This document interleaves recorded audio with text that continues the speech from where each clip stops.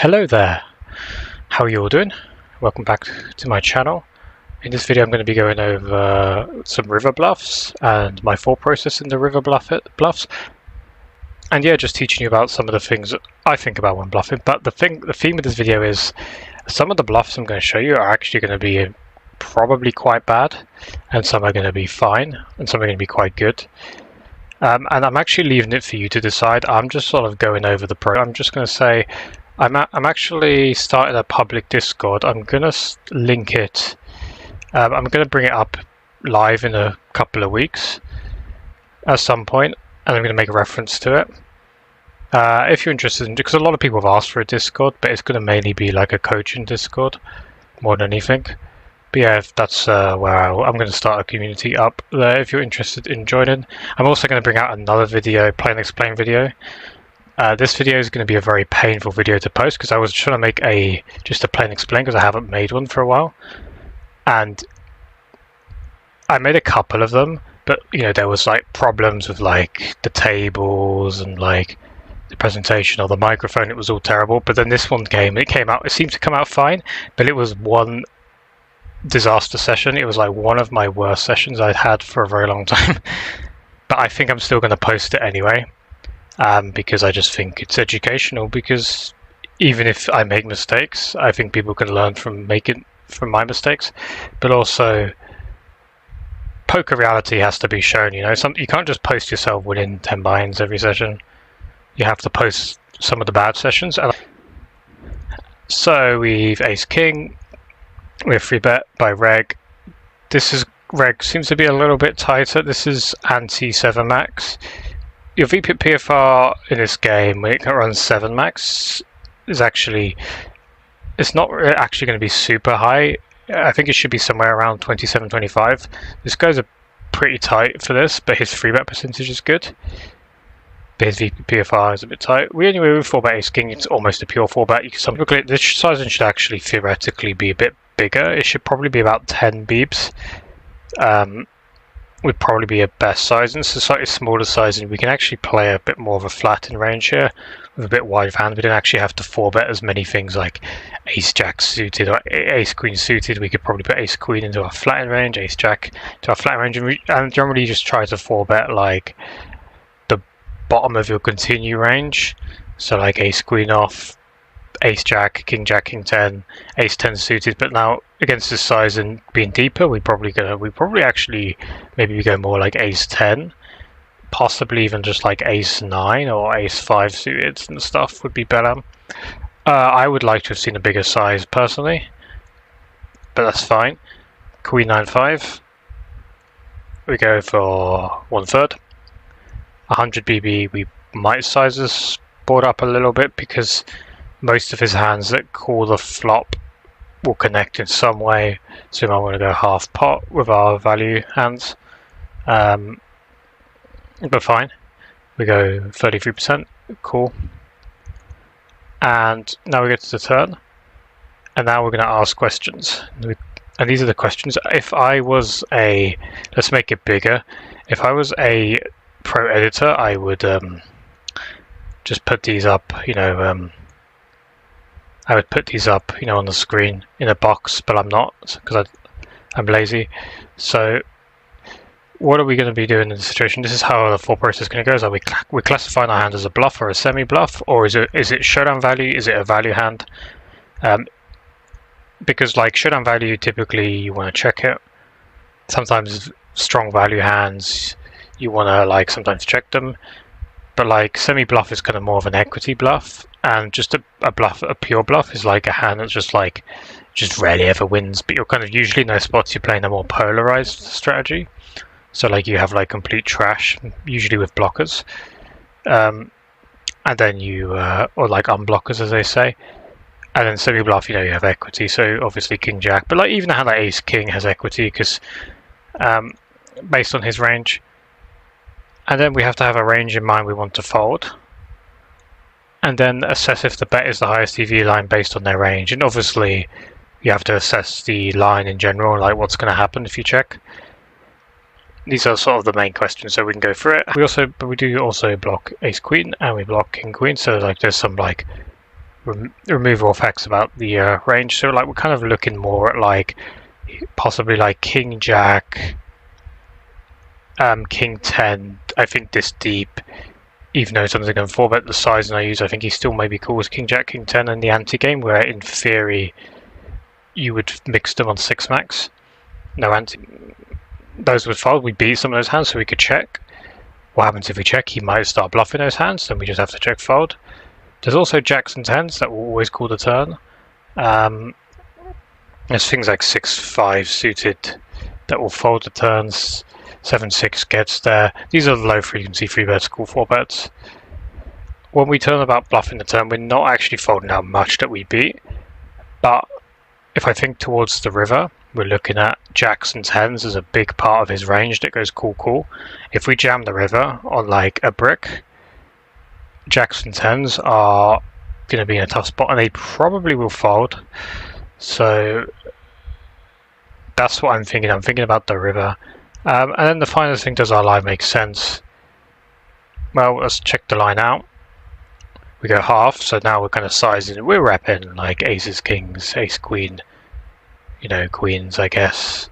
Because like it's a board you still want to value bet on. There's like a lot of connectivity around it with pocket queens. These are like the hands we're repping. He does have like good hands here. He calls. The 9 river comes. Maybe, I'm not sure if 10-9 suited's in the range. Should probably fold pre-flop. You never quite know with these players. Or 9-8 suited. That should probably not 3-bet pre. They probably shouldn't go 4-bet in these positions, but you never know. So 9x, I do strongly discount it. It eliminates the combo of quads, which is nice, or a combo of 2 combos of sets. We block ace, queen, king, queen. The most likely hands that will call, obviously there's still jack 10. There's king jack of clubs, ace jack of clubs. These hands are always going to fold, but then there's jacks and there's 10s. So we could check and we could try to beat ace jack of clubs, or we can try and fold him off jacks and 10s. And I went for the trying to fold him off jacks and 10s line. He folded. I probably had some of those hands that I mentioned. Does our line size make sense? I think we would definitely want to value bet aces and kings for sure. Does our opponent wear crease shirts, so he doesn't like to fold? This guy is a bit tighter. He does like to fold, so that's pretty good. These are just bonus questions. These are not necessary to ask because sometimes your line doesn't need to make sense for it to be good. You can just like rip a random bluff in a certain spot that makes no sense, but like if your opponent's range is, you know, just shit, it doesn't really matter, you know. Is it consistent with our overall strategy? Yes, because we want to play like this triple barrel line quite often. And then there's the MDA inference. Some spots are better than others to bluff. If you have access to data, you can find them. This is a spot that's a bit controversial because you will get data telling you which lines will generate more folds on average in certain spots. That's a bit, whilst I'm a fan of that in general, it doesn't teach you everything to know because sometimes spots are folded so much because the ranges that you have, your range advantage is massive. So like they should be folding a lot. But it's something is a good sort of thing to understand and know, because then you can understand, okay, this spot my rate is barely ever folded because the range that they have is very strong and my range isn't as strong. So I should be very selective with my bluffs. And then this other spot will be like, well, I should just bluff with impunity. Yeah, these are the questions, and this is the first hand. How would I classify this? I would say this is a good bluff. I'm really a fan of this one. Now on to the next hand. Now we're going to go a bit quicker this time. King 8 suited, slightly questionable call pre-flop. He uses small. We call. He checks turn. We check back. Now you could argue for a bluff because we have open ender. We have like super big equity, but if we bet, our sizing is 70. If he jams on us, I mean, we still have to call. But the hands that I'm thinking about folding, if we go back to the question, classifying hands as a bluff, semi-bluff is definitely a semi-bluff. We range of mine and fold. And what am I thinking of folding here? I'm thinking about this. It's small blind versus button. I'm thinking about the 6s, 7s, 8s, 9s region, which is going to fold the river. If we check back and they check the river, we could check the we could bet the turn, making those hands fold anyway, except for nines. But then we're going to ask the guy to fold a hand like King 10, King Jack. So we decide to check, and we decide to target the range here. Now he checks back, so again I'm looking at these like nines through sixes to fold. Now players probably are supposed to bluff with hands like ace 7 of diamonds and stuff, right? Or whatever. So it's possible I'm leaving myself open to like being bluffed by not betting a turn, but I still have this range in mind that I'm trying to fold. That's a good 18 combos of hands. So yeah, we go for about 60%. How often does this bet need to work? Well, we've laid in pot odds of 29%, but we can work out the break-even percentage with our trusty cap. A lot of folds, 41% folds for profit. If their range contains, you know, all of these under pairs plus some of their ace high give ups, and then just stuff like King 10, King Jack, there's just easily enough folds to make this easily a profitable bluff. So like we could have bet the turn, but going into this line is good. The only problem with this line is if villain 28. If villain 28 is like a good enough player to like find the ace 4 diamonds, ace 7, ace 8 diamonds, whatever, and bluff them, like I lose some of my EV that I would have gained on the turn by bluffing. But if they're generally quite passive and face up, checking the turn is quite good. But yeah, it just depends. I think both options are good. That was a good bluff. Ace deuce. Free bet. I think this was a recreational. I think our hand is like mixing 4-bet in theory. I think I said it's a flat versus a rec. When a rec checks, just generally isn't the hand I would auto stab. I could stab the flop though, if I wanted to with this hand, because there could potentially be a region of hands that would check fold. Around this like ace 10 of spades kind of region, ace jack of spades, those sort of hands. Ace 8, you know, whatever. Yeah, pocket 7s and 8s without a heart is in a tough spot. So yeah, then we get the king. He doesn't bet again. Have another option to stab, but if I'm going to start stabbing here, I would go barrel 70 turn. And this is a pure trash. It would be kind of a polar spot. It'd be 70 turn. You're going to get called by like bunch of like pair plus draws, whatever. They might even check like 9x of hearts or something. 10 nines, you know, just lots of jacks, 10 nines, pocket 10, just lots and lots of hands like that in the range. He might even check ace king on the kind of connected coordinated board.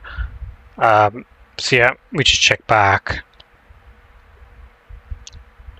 And then the river, he triple checks to us, so we're really eliminating jack x from the range. Pocket jacks. The question is, do we eliminate sets from the range? I think most of the sets would have bet, even for a block. We're looking at just like 2 pair, 1 pair. And then just like complete misses, like ace 5 of spades. I think it'd just be stuff like ace 10 of spades, possibly, might sometimes be in there, but like just a lot of complete misses and then some 2 pair. I don't know if the 2 pair is going to defend. It probably will. But like making him fold, you know, the ace high x of spades, or just like pocket 8s, pocket 7s, these kind of hands. 7-6 suited should really bluff. 8-7 probably would have bluffed. Jack x would have bet. So I think it's a spot where we also have like decent jack x. You can definitely bluff. We go for half. This is, if we look at this, the hands we want to fold. But this is called the targeting range, by the way, which I will spell correctly. The targeting range. When we pick this size, the targeting range is the misses, or like a hand like 9-8, or a hand like 7-6 is played really passively. But it's like ace 5 of spades, ace 4 of spades, just these kind of hands. Maybe like an ace queen hand, or an ace 9 type hand, which could be a thing like ace 9 of hearts, kind of could be a hand in their range. This is the targeting range when we go half. If we go for a bigger bet, like a 75 pot kind of sizing, or a small overbet, we're looking at trying to pressure the 2 pair. I prefer to go half here. We don't need a lot of folds, risking 13 for this much to pot. A third of the range needs to fold, I think. He either has 2 pair, and he might even fold some of the weaker 2 pairs. But like the amount of like weak pairs, one pair hands we're trying to fold, I think there's more than enough of them. The question is, does he actually find the call? Probably not. Does our line sizer make sense? These are the bonus questions. It's recreational, so I'm not as worried about this. But like some fish think about the game differently than regs, so I'm not as worried about this. It's more just like their range that's more important. But like, does he wear crease shirts? I don't know. Is it consistent with our overall strategy? This is actually a no, because my overall strategy, I would bluff a lot more exploitatively on the turn. I would just go 75 jam versus fish, but like if I did that line with this hand, the river would be kind of bad to bluff. I thought it would be kind of bad to bluff some runouts, which is pure air. But overall, I don't know. I wouldn't say it's consistent. It's just a different line we've taken versus someone we think is a rec. But they could still be a rec. MDA inference. This is a very good spot to bluff, by the way, in MDA. These are the questions. He folded, by the way. We get to see. Not every hand is like that. This is a hand. This is a hand. So we 20% range. We're gonna bluff raise against this size and King 9-4. Obviously you can range bet this hand board. Our hand is like in that kind of like spot where we kind of mix in our hand, I think. We decide to like raise. I think like aggressive check raise is good. We want to pressure like ace queen, stuff like this. These kind of like ace queen plus like just pocket jacks and tens and queens. But like these hands are not supposed to like necessarily fold, and then he's going to have things like Queen 9 suited. Being an anti-game, he's meant to 4-bet like some of the weaker Ace-6 suited hands, like Ace-7, Ace-6, maybe some Ace-5, 4, sometimes low frequency, and then just like Ace-Jack off, Ace-Queen off. But yeah, maybe some of the weaker suited hands, including King 9 suited, are like 10s and possibly sometimes 9s, but like yeah. So we check raise the flop small, and then we go for the turn. The turn barrel, this is like, we're trying to make him fold any ace queen off that he floated the flop with, but like, also like, he's gonna have like 10s, jacks, queens here. And when I played this hand, I thought maybe those hands would call the turn. And fold the river, so I decided to follow through. In hindsight, he has a lot of aces and ace king here. I don't think aces are going to always fold. It's nice to block ace king, but like the amount of aces and ace king he has is very high, and like his missed flush draws, because it's a 4-bet pot from the button, he doesn't have things like ace queen, ace jack, ace 10 suited. He has maybe some like ace 5 or ace 6 suited diamonds, but we beat them anyway. So I think the highest EV line is to check and try and beat those hands. I decided to bluff to try and make him fold queens, jacks and 10s, but those might have just, I also blocked 10s, but those might have just folded the turn anyway. And also like Queen 9 suited could fold the river here. But yeah, he gets, considering he gets 22% on the river, there's very little. I don't think it's like the best bluff ever. I actually generally would have either checked the turn and given up. I think that's the best line. I think the flop check raise is fine if we like think about all the things. Our hands obviously on the flop, we just turned it into a bluff, and then the turn is just like a pure air bluff. But it's not a spot we want to be polarized necessarily. I think we just want to bluff more of our like better equity hands. We did have a targeting range, but it wasn't very clear. There's some MDA inference that might not be good. Does our line make sense? I mean, we're just repping a set, which we do have in our range. We obviously can have like king queen and stuff, which is nice. I guess that makes some sense, but like, that's okay. Is it consistent overall strategy? I wouldn't really. I mean, we don't usually play this triple barrel line that often because you rarely ever get into it, but like, it's somewhat consistent, but I wouldn't say it is necessarily. It's not the type of hand I would normally bluff. And then like what part of their range on the river are we trying to fold? You know, queens through jacks, tens. They probably could have folded the turn already. And then we can showdown versus ace-x of diamonds, ace-6, ace-5, ace, those kind of hands. Overall, I don't like this bluff. We ran into the turbo nuts. Not quite the turbo nuts, but like the second nut. So he was never going to fold this, but like I just don't like this bluff in general.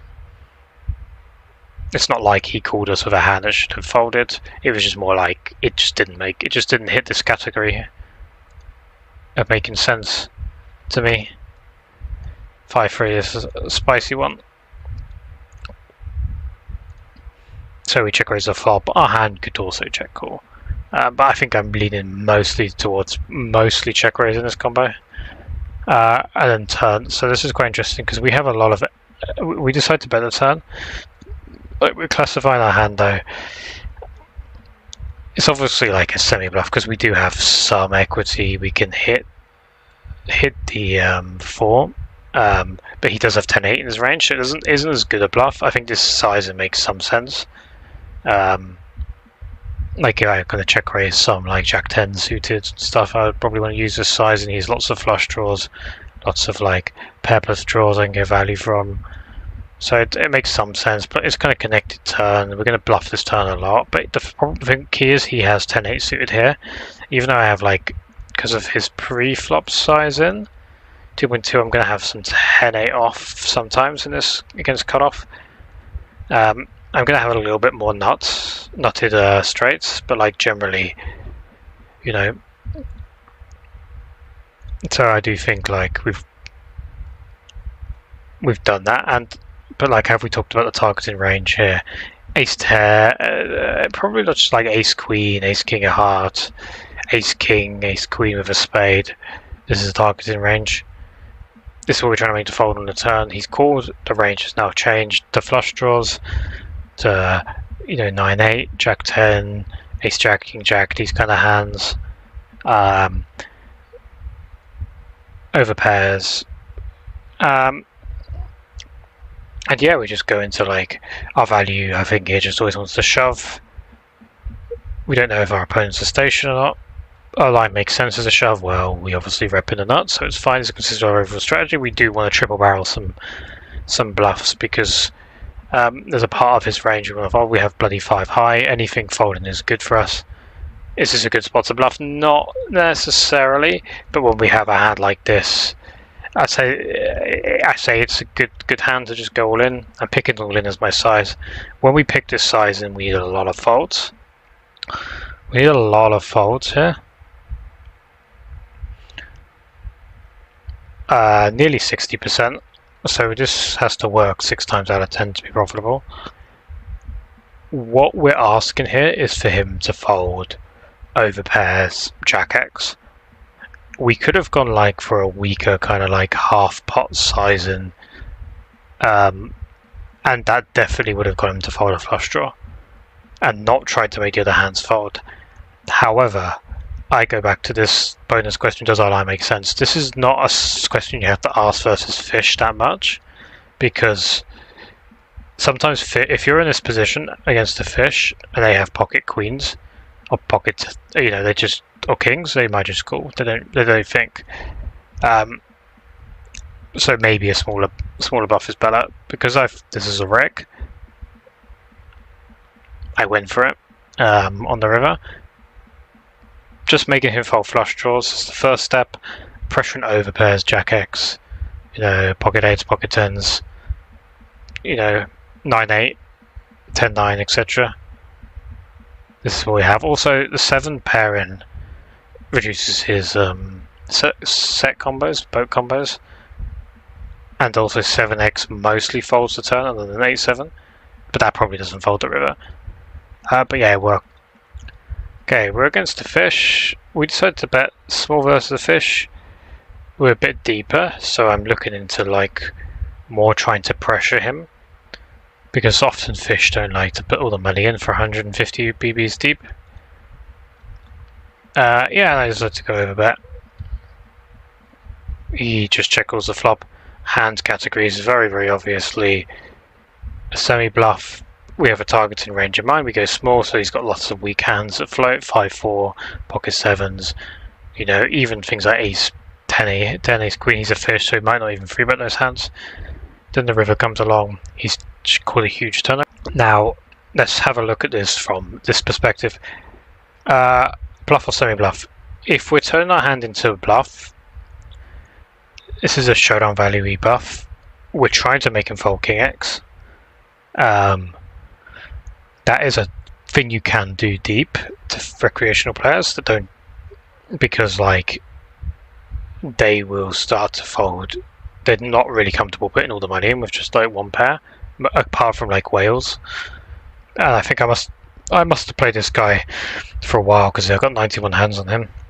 So I probably got the feeling he was that type of player that wouldn't put the money in if you piled money into the pot. Sometimes there are whales and they will just not fold.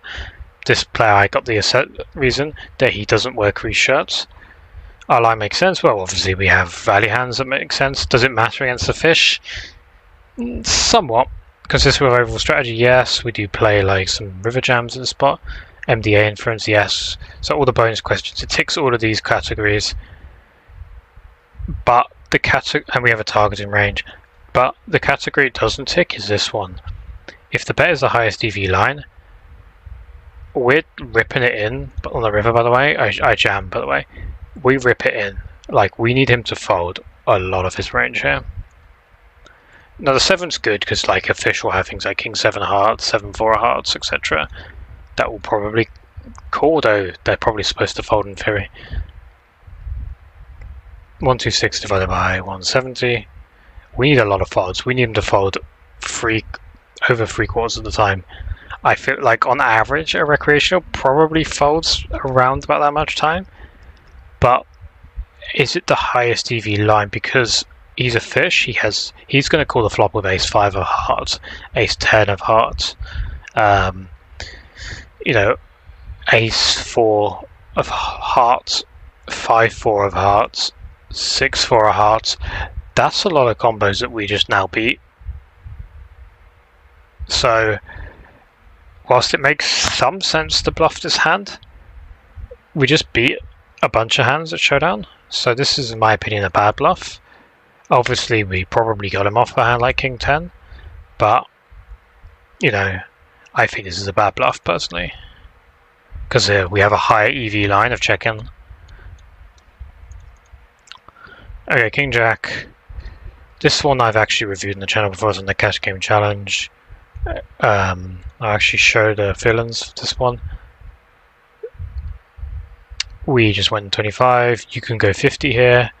I went 25. Barrel turn. He called. I've talked about this hand before. I don't want to talk about it too much. Just, you know, with the blockers to like Queen, King, Queen. The targeting range is quite clear. It's the middle in pocket pair region, and there's sort of like ace jack suited floats, which we do obviously block some, but there's still ace jack of diamonds, ace jack of hearts, ace king floats, you know, these kind of hands. Yeah, and then those would fold the turn and some of the pocket pairs, and then we jam the river. Again, the targeting range is the middle in pocket pairs, jacks, 10s, 9s, 8s, all of these hands, maybe like a hand like ace 5, 6-5. This is the targeting range. It's like it just hits everything. Our hands are pure. It's a bluff. It's sort of a semi-polarized spot because we don't have a lot of like natural like open-enders, so you have to pick your bluffs like this. I think it's the highest EV line. There's plenty of these pairs that will fold. Does our sizer make sense? It just all makes sense. Apart from this bonus question number 2, I didn't know this about this guy. He just decided to call me down with 9. It's a hand that I wanted to fold. He obviously thinks I'm too aggressive. This spot, I can't say I'm really over bluffing here, to be honest. But you know, it's whatever really. But like overall, this is a good hand. I like this hand. King Queen. Okay, more cash game challenge hands. Again, I'll show the heart. I'll show the villa because it's cash game challenge. He calls 3-bet, we check flop. We're checking most of our range here. And against this player specifically, I actually generally expected this guy would stab this spot like 60% of the time. So I was willing to like check raise my hand as a bluff. But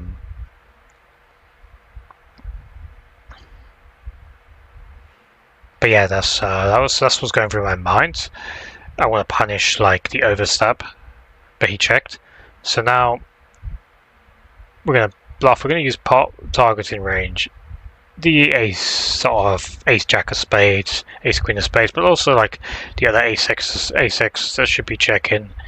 We're also, he's gonna call hands like 8-7, maybe like 5-4, 8-7, 7-6 that might check back. I did think these hands would mostly stab, but like they're supposed to mix in theory, and then like pocket nines or like these kind of hands, and then we're just representing like good 10x plus basically at this point when we go pot. So like we check the spot works, we would check like our overpairs, mixed frequency in theory, but in reality I'm checking 100% of them.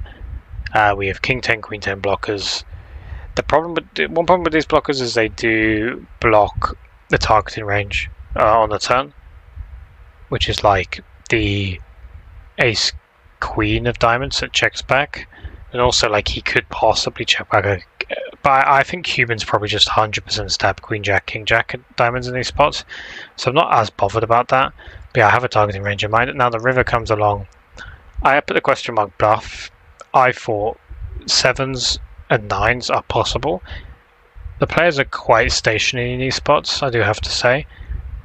So if you're going to get called by like a hand like 8-7, 7-6, 8-9, suited, you know, pocket 7s, ace-5, you know, all of these kind of hands that could exist, if you're going to get called by them, there's not really much point in bluffing because they should be mix and folds, some of them.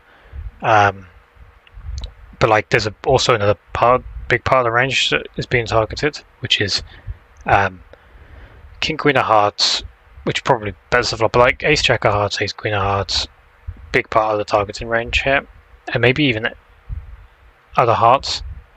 So we rip. Now we're looking pot odds wise, we do need a decent amount of folds here, let's be realistic.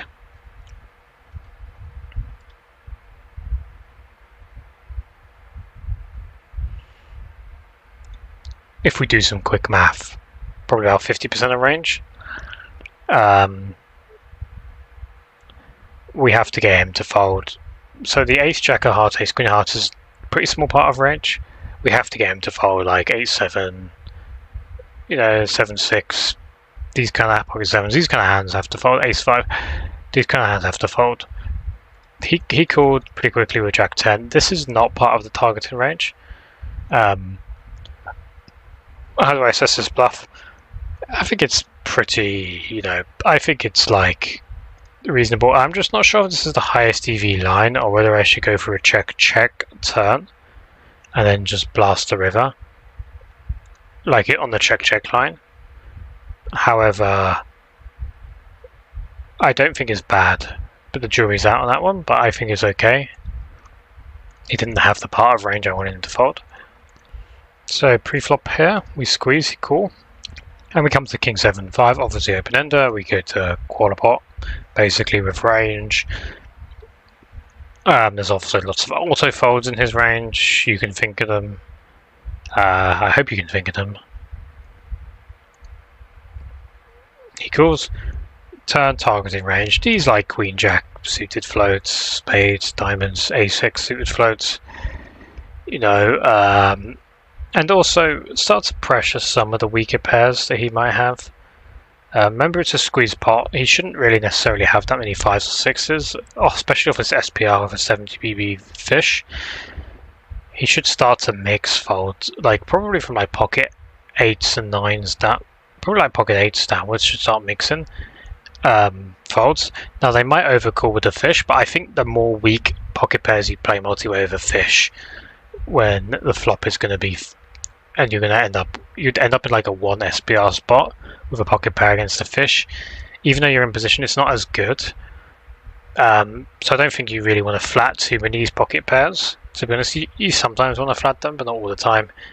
But yeah, the targeting range is, these floats, and then things like 8s, 9s, 10s, jacks. He probably starts 4-bet jamming queens, possibly jacks, but like there's definitely going to be some of them in there, jacks through 8s. I think 8-7 suited is a bad defend, but I think I wouldn't rule out some of these players having them, to be honest. Yeah, that's kind of like what we're in the targeting. We're in the targeting range. The reason I think it's a bad defend, by the way, is the fish. Just like he will flat a decent amount, and like you don't want to play a 1 SPR pot with that kind of hand. You want to have like king jack, you want to have like king queen, ace queen, these kind of hands, or like 10s or something. Yeah, we have our folds in mind. We have a pure semi-bluff there. We're going to get plenty of folds for this size, and he calls. River bluff is the question. That's a good question on this river. I decided to shove because in the game I actually thought about the ace-x of club combos folding. What we're folding here is like maybe something like queen jack of clubs. Maybe if he defends queen 10, that's a little bit of a loose defend. But like those kind of hands, and just other sick, just like the 8s through jacks region. This is what I'm trying to make fold. I'm thinking he doesn't always fold the turn with these hands, so he's going to have some of those combos: 8s, 9s, 10s, jacks. I wouldn't say he has all 24 combos in his range, but he's going to have some of them. He probably fold some of the club combos. Then on the river, I think he will start to fold them, probably always, to be honest. So this is the targeting range. We're jamming 55. We're jamming 55 into 91. So if we do the math here, 146, 55 into 146, probably about 42% folds. We have a very clear targeting range. The problem is the presence of ace-x of clubs, hero calling us on the river. That's a problem. And also just king-x is never folding. We're just trying to make him fold like these 8s through jack's hands, basically.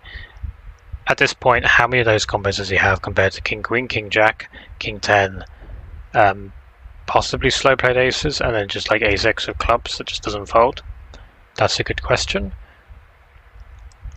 I think the answer to that is actually not known. Overall, I'm not against this bluff, but realistically, our players build in their ranges where they defend 8s through jacks properly on the turn, because if we can make them fold on the turn, then the river bluff is bad. But if they're if they're defending the turn properly, like that other guy did, like he defended the 9s at mixed frequency, and then he decided to defend them on the river at mixed frequency, I'm guessing. Or he decided to pure call, I don't know.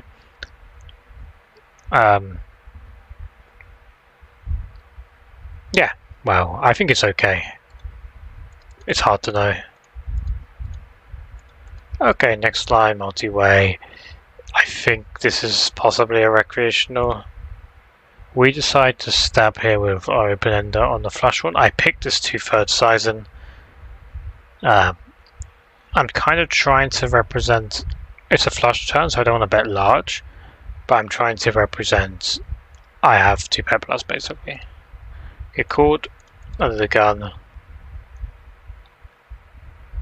I made a note here on the top right left. I'm saying we want to find my pocket pair of a heart. So yeah, let's just look at like the questions again. Hand is pure air bluff. I don't mind bluffing the turn. I don't mind bluffing the river. But the targeting range, we just picked this size of,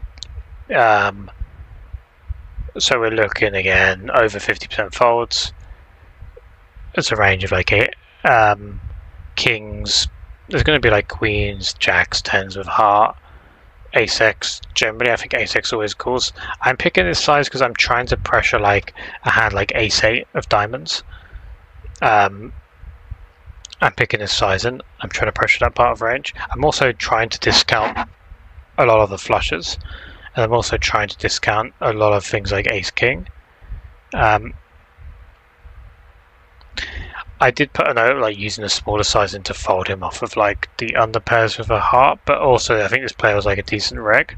He's also likely to turn his hand into bluff as well, so I'm actually not a fan of like the bigger bet, because I think this line, our line makes some sense, but we could probably just want to go like much bigger. I just didn't want to do it with his hand because it didn't have like the premium blockers, but I think also just a smaller size would make sense. I think there is enough ace-x in their range that folds, and pairs with hearts that might fold, although sometimes they hero you. But this spot is extremely underbluffed. Population call in just a random bluff catcher. Does our opponent wear crease shirts? I think our opponent is a player that probably doesn't iron their shirts very often. Is a consistent overall strategy, somewhat. MDA inference. Unknown, I can't tell you to be honest. But this is a 7 out of 10 bluff. I don't know. We obviously ran into ace king. A lot of the players would bet ace king on the flop, but I think it makes this player's a good player, and also the recreational's behind. So he's hoping that the recreational will stab like ace 8, and also it's like a decent board for like, you know, I'm going to connect with some 2 pairs that he doesn't have, so he's not on straight, so he doesn't want to check that, so like a good check by opponent. 3x, check flop. Now this hand, we go small. This doesn't make sense to me because I'm using this sizing, but the hands I'm folding are hands that I beat, 8s, 7s, 6s, 5s. I might get value from like 4x of clubs if he has like a random 5-4 clubs, you know, that kind of hand. But you know, he calls, and then the river 75. To me, this doesn't really pressure the queen x, queen 10s, queen checks. I mean, it does a little bit, but like, if I just go through all of the things, I wouldn't even classify a hand as a bluff, and then the targeting range doesn't make any sense because I beat the hands. And is it the highest EV line? It's probably not. Does our line make sense? It makes some sense. There's obviously hands we want to play this way. We don't know about this. It's somewhat consistent with our strategy, because as part of our range I want to go this way. MDA inference, if it's an actual fish, it's not the worst. It's a decent spot to bluff, but do we have to turn our hand into a bluff? Not a question. Oh, we got called by a7. This is not going to fold, but like, when I think about the size of the scheme that I used, I just don't really think this is a good bluff. I think we categorized our hand in the wrong part of our range. And overall, I would rate this as probably one of the worst ones you've seen, outside of like the ace-10 of clubs hand. So yeah, that's the end of the hands. These are all hands I bet the river. But you notice this bit here did not show hand. There's just a lot of hands. There's lots and lots of these small spots that say do not show hand. In fact, let's try and get them up. Look at how many hands there are.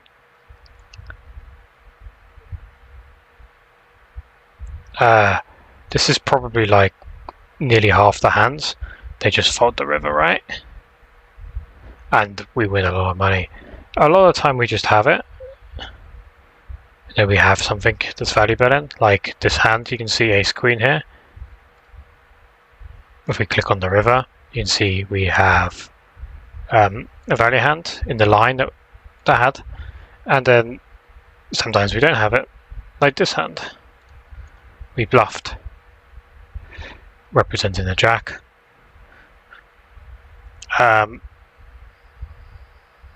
There's a lot of hands, and you can see in the graph, most of the money that we win is with our showdown. We've won nearly 4,000 big blinds with our showdown. We've won 400 with showdown. It's because, no, the reason this one is like this is because if we never bluffed, this line would be much lower, this line would be much higher. And this is really just like a thing of just saying you definitely just should be bluffing a lot in poker, because I could show you what it looks like when I just give up the river, and you're going to give up. If you just give up with no showdown, you're going to be losing quite a lot of money. But you just have to be careful about how you play the line, how you bluff. A lot of the players that play poker, especially recreationals, are not interested in these small pots where you win, you know, these pots. They're like 8 big blind pots, 5 big blind pots. They're not super interested in these pots. They're more interested in the big pots and bluff. They want to bluff you. They want to run the big bluffs like the ace kings. But when the pot gets bigger, people get more attached to the pot emotionally. I'm not saying that you should be giving up every river, but what I'm saying is, like, your most profitable bluffs come on the turn and the river. To come on the turn and the flop. They don't necessarily always come on the river. So that's the final thing I'm going to say. Like, you should always be looking to bluff when you have the opportunity, but you just have to be careful. You know, because your bread and butter is going to come from bluffing the smaller pots. Is going to come from fighting for the small pots. Is going to become coming from bluffing a turn and they fold. You know, you do want to rip. You don't want to give up every river, but you do sometimes need to just give up hands, because it turns out it's not a good spot to bluff. And that's my final saying, really. I'm just going to wish everyone a good day. I'm going to wish everyone a good day, and may home youth be with you.